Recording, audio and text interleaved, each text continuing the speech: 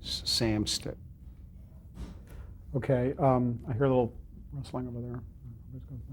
Um, let's talk a little bit about some of the series that you wrote for in the '60s that were more or less writers for hire. You and Dick were writers for hire. And if you have any reminiscences or anything particular that sticks out about them, I'll just say a couple of names here, and maybe you can just, Sure. if anything you liked about it or the process, any of that. Michael Shea was 1961. Anything in particular about that you remember that? Sort of drudgery. We really got off on writing our own originals. They had collected some scripts before we came on the scene, and one called The Blonde Cried Murder. And Dick and I wanted to change the title to The Blonde Called Rewrite. We rewrote and rewrote that thing, and it just wouldn't make sense. It was illogical. The clues were terrible, and I don't think we ever filmed it. Had a very nice star. I forget his name. He played the governor in Hawaii Five-0. Richard Denning, really sweet man, terrific to work with. I mean, a real professional. Didn't give the directors or the producers any problems. But it was great because Dick and I could go down on the sets and see, what the nuts and bolts of filming a movie, what it was really about. I mean, back in junior high school, we had no idea. We'd see all the, good television, terrific movies, and we had no concept of what went on behind the scenes. And we desperately wanted to know, and this was really our first excursion into the real life of movies and how they were made. We got into the editing rooms, and later we did all this ourselves when we started to produce, but it was a revelation then at that early stage in our career. Burke's Law ran from around '63 to '65. Gene Barry became very famous as Bat Masterson, and this was, I guess, his next big television role. Yeah. And you wrote for that series. What do you remember about that and Gene Barry? Gene Barry, whom I know, who lives about a block away,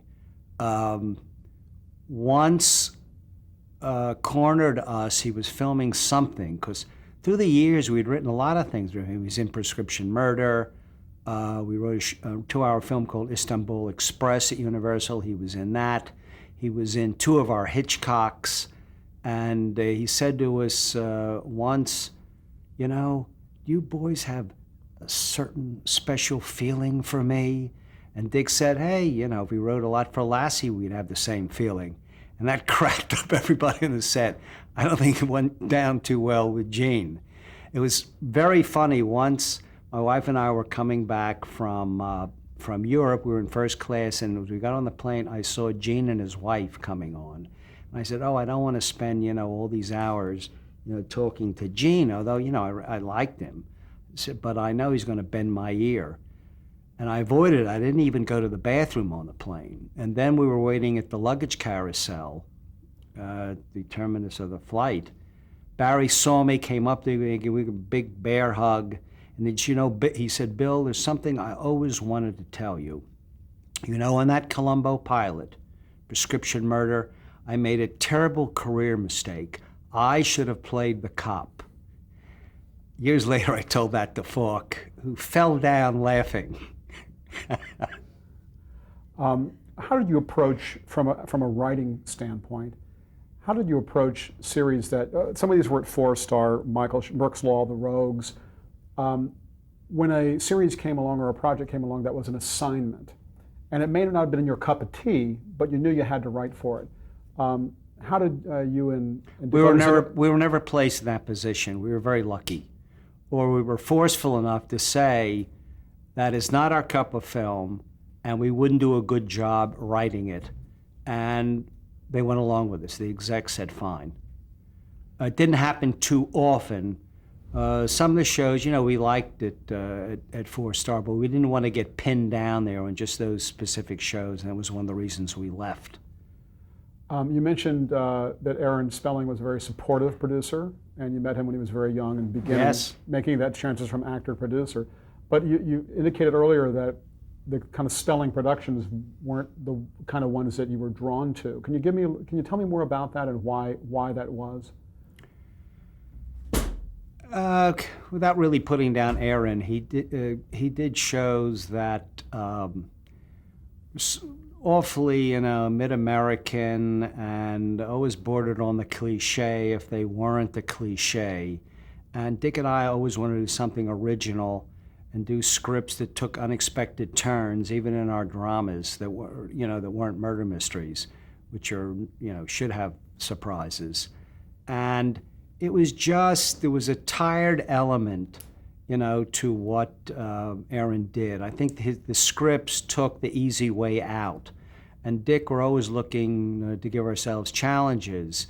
We didn't want to take the easy way out. We wanted to be more ingenious, more creative.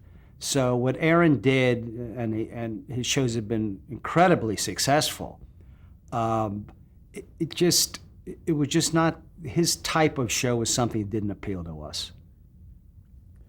When you wrote for Alfred Hitchcock Presents, or the Alfred Hitchcock Hour, when it became extended in the length of it, what was that like for both of you? I mean, was there an excitement factor, the fact that it was Hitchcock at all? Yes. Tell me what was that like when you got those assignments with the Hitchcock show?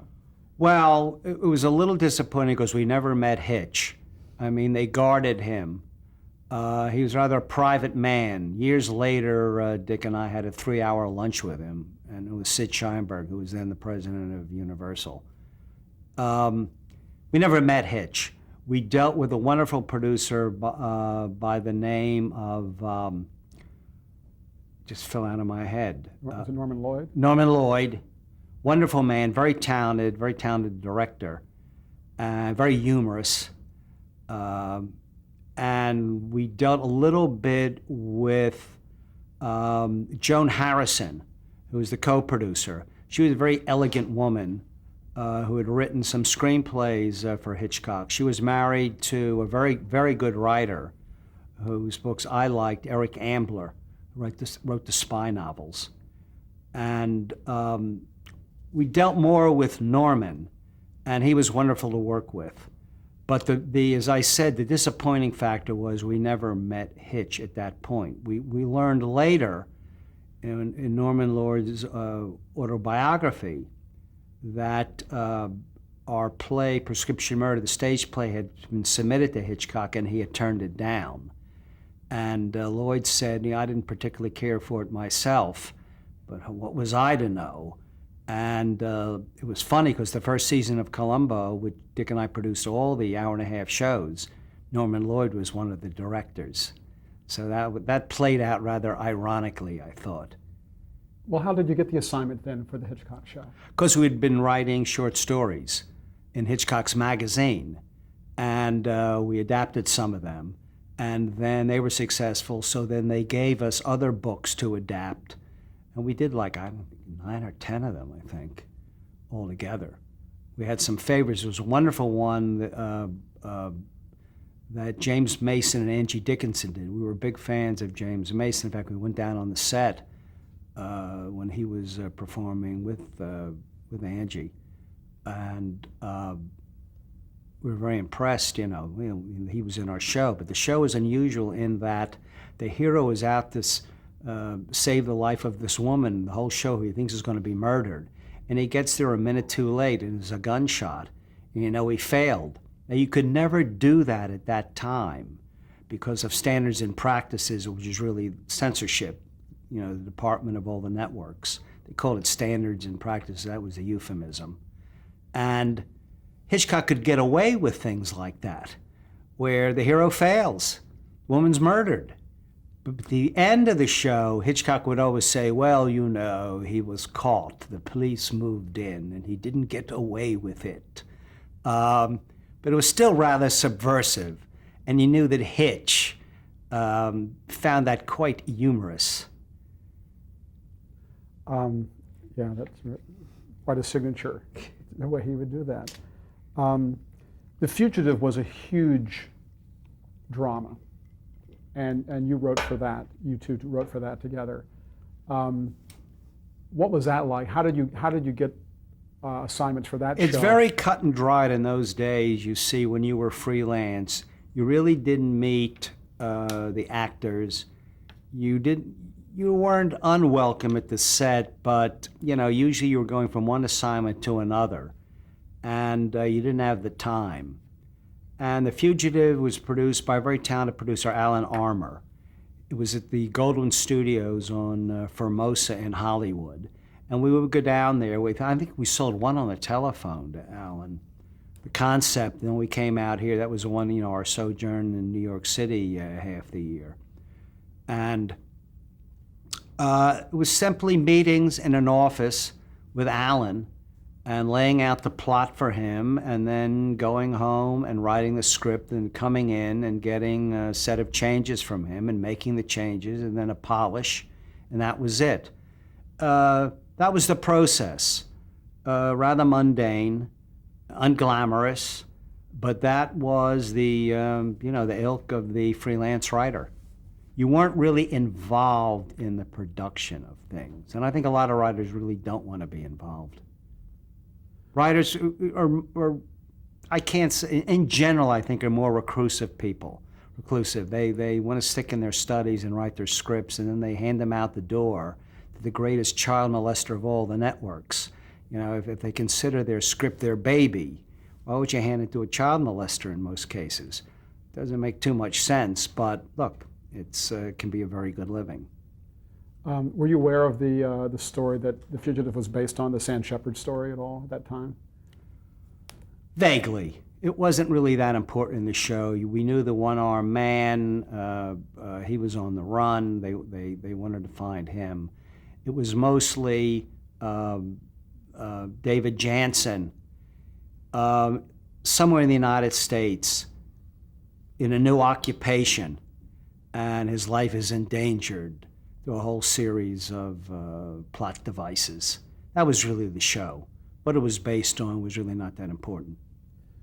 You moved from 4-Star to Universal, but during that time, either between it or while you were at both of those things, you were still able to write for other shows. Is that right, or how did that work? I mean, were you? When we were freelance, we were totally non-exclusive. Once we went to Universal, we were signed to a 7-year exclusive contract. We could not write anywhere else, but we were told under the table.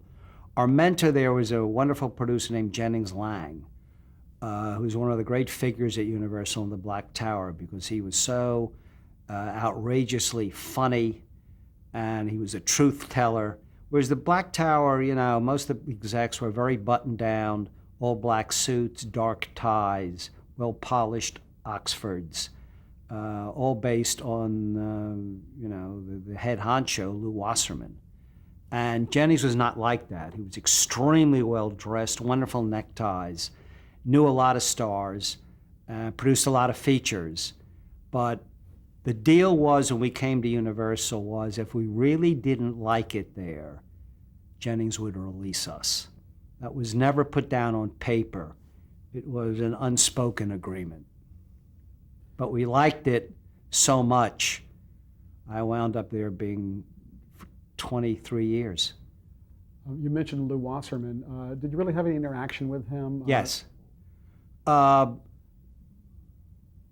was not on our level. I mean, we were, writer-producers, and we would see him in the commissary. We would chat with him. We'd bump into him, outside. He was an amazing guy. Just to give you one example, a lot of people would meet Dick and I, and they wouldn't remember who was Levinson and who was Link. A lot of people have that problem with teams. And Lou immediately knew I was Bill and he was Dick. So one day I said to him, Lou, how did you know that right off the bat? He says, very simple. Link, short name, short man. That was it. You mentioned, I'm interested in something about that relationship you had with Levinson. Obviously, by this time, mid-late 60s, you were getting into Universal. You had already been successful. And you've talked about the professional part of it. But I get the sense that you two clicked personally, too. Was that true? Were you like inseparable in a way? You liked to hang out with each other? What was that like?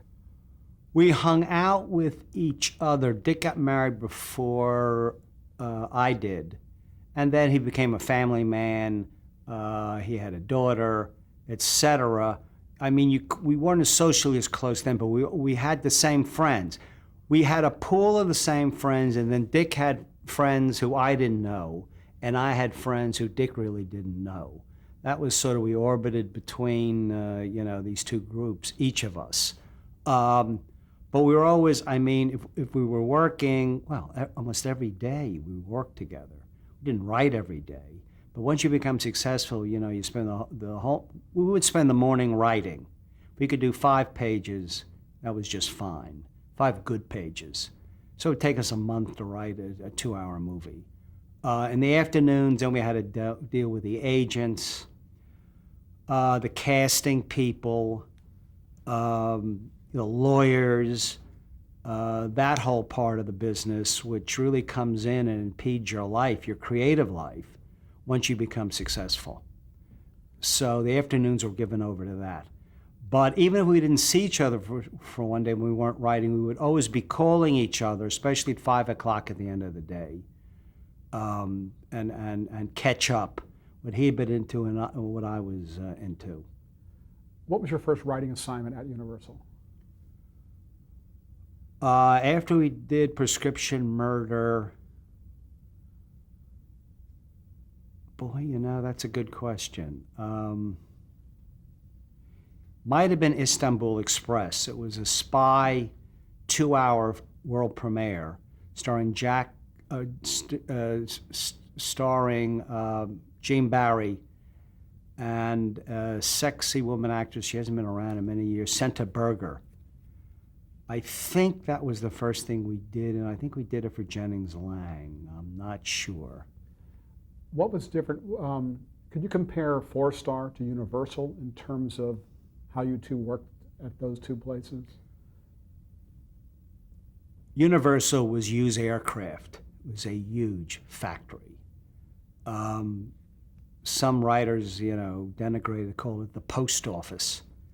And the thing was, if you worked at Universal, you're part of a cookie cutter situation, sausage off the assembly line. And Dick and I never saw it that way. We realized that once we had the favor of the key execs who had the power, we could begin to do what we wanted to do, which was, things that weren't cookie cutter, that weren't links of a sausage, that were more serious in nature and which took chances. We were willing to take risks if they would back us up, therefore they had to be convinced.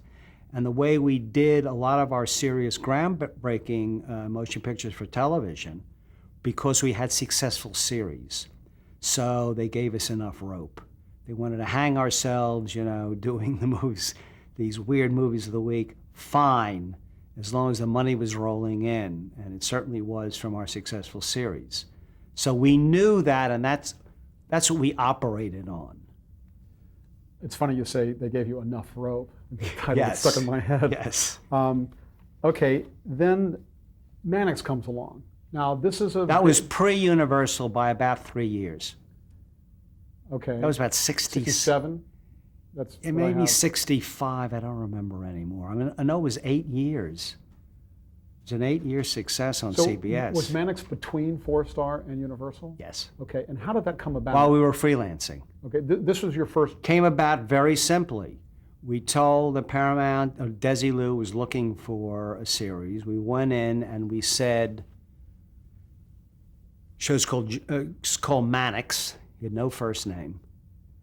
It was based on, Mannix was a kid we went to high school with, Bill Mannix. And we said Humphrey Bogart at MCA. What that meant was sort of a maverick private eye who's working for a huge detective agency like MCA, which was computerized even in those days, very early. Everybody in black suits, everybody into technology, whereas Joe Mannix was a man who was into human nature and could beat them at their own game. He could solve cases because he knew people. He knew their flaws, he knew behavioral clues, etc. And that's the way it went the first season. Dick and I did not produce it. We wrote the pilot, and then Variety say we anchored that show. Very successful for 8 years, but they realized the first year the writers, for some reason, couldn't come up with scripts utilizing that format. I don't know why. So the second year just became Joe Mannix working out of an office in Westwood Village with a black secretary. I mean, if we had walked into Desilu with that idea, they would have kicked us out of the office.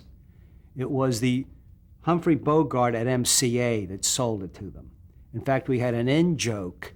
Mannix's boss is named Lou Wickersham. Do you remember who actually gave it the green light, who you actually had to pitch to? And Yes. He lives in Malibu now. Guy by the name of Herb Solo was the man who bought it. And he was, I think, head of pilots at Desilu at the time. But it was one of those few shows we sold it on a one-sentence pitch. This was your first creator credit, is that right? Yeah. As a team? Yeah. Okay, how did... No, second. Okay, Jericho was our first. okay. But Mannix was the big hit, the first big hit. Oh, yeah. At that point, you had a lot under your belt. You were pros for a long time. Was there any kind of, what was the feeling about that? Was it like, yeah, this is great, or just, you know what, we're just moving our career forward? Dick and I were always pragmatic people. People would say to us, oh, you're so negative.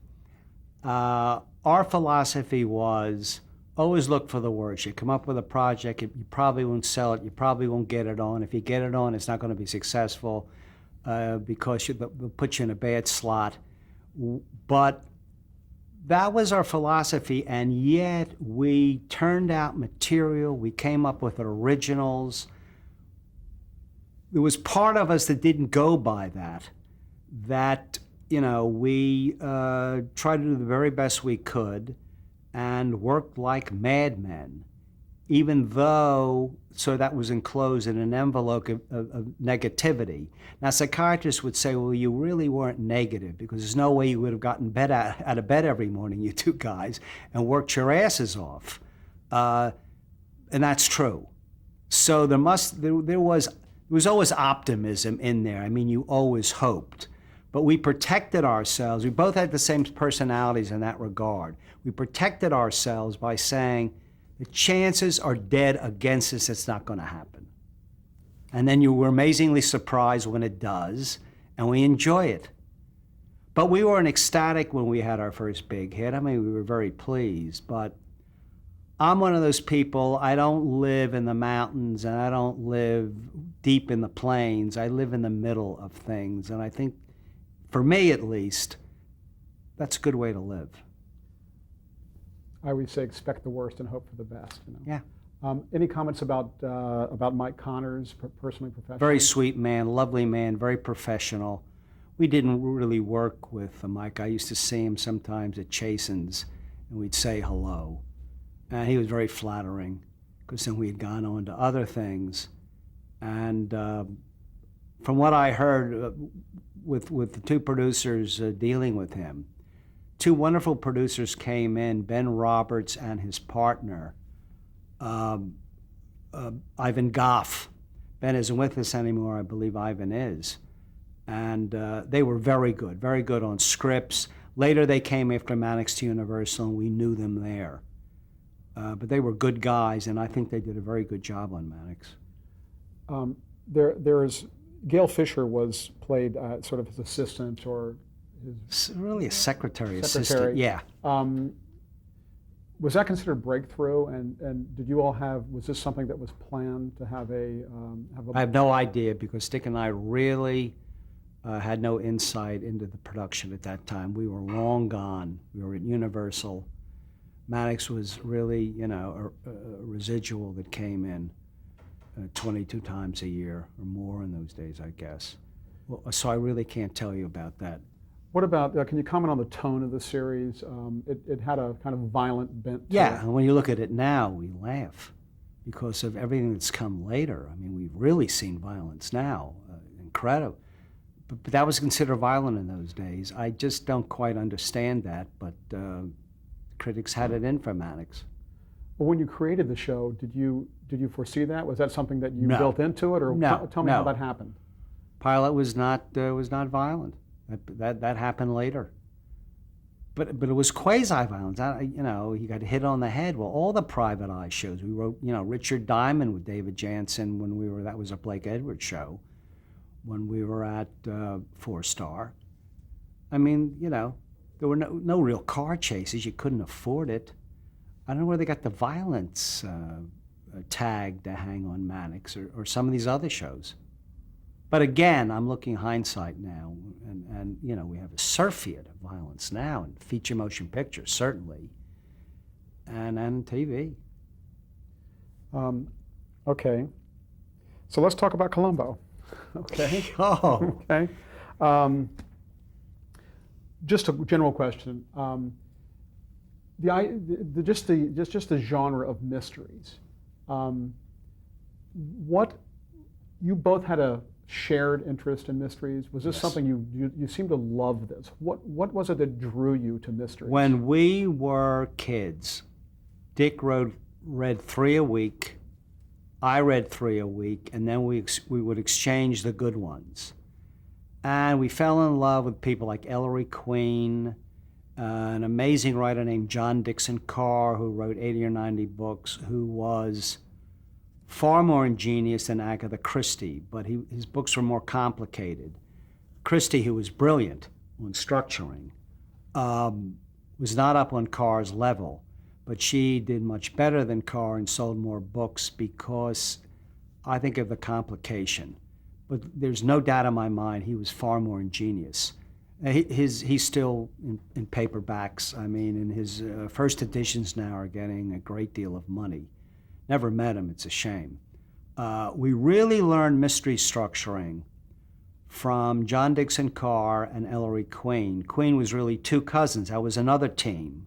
They hid behind just the single name, Ellery Queen, which was the name of their protagonist in their books. But Carr, and these were ingenious murder mysteries, surprises, interesting solutions, very good unknown murderers. They're unmasked at the end. We went to the school of John Dixon Carr and Ellery Queen. That was really our university in mystery writing. And we always adhered to what we had learned. So I don't know why we gravitated to mysteries. I don't think if Dick was here, he would know either. That's just something, you're curious about certain things. I remember I was in the Cub Scouts, and a friend of mine's father had a whole library, just shelves full of paperback mysteries, and I used to borrow them. And I got hooked, and I started buying them, and that was it. Now, most of my reading is not mysteries. It's serious fiction.